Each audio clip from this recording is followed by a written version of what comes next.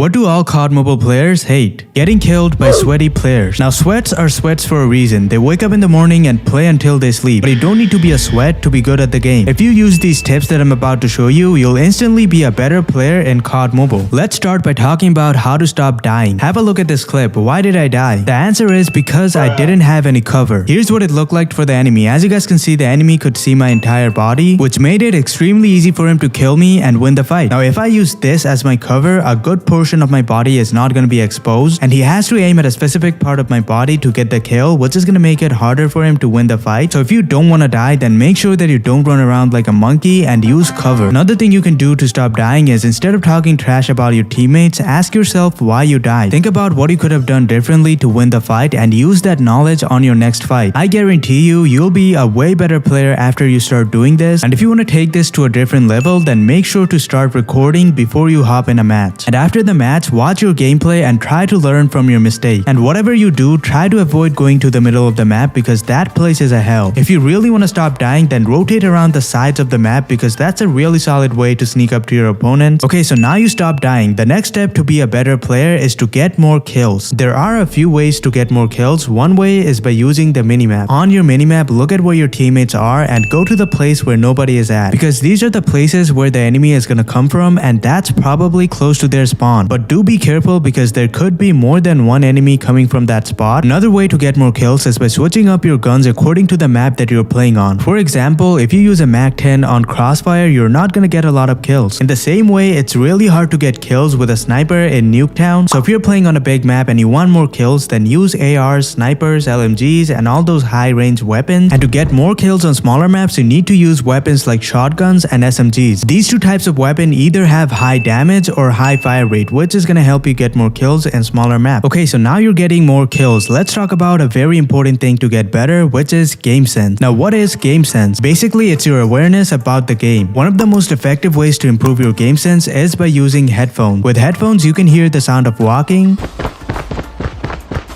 shooting,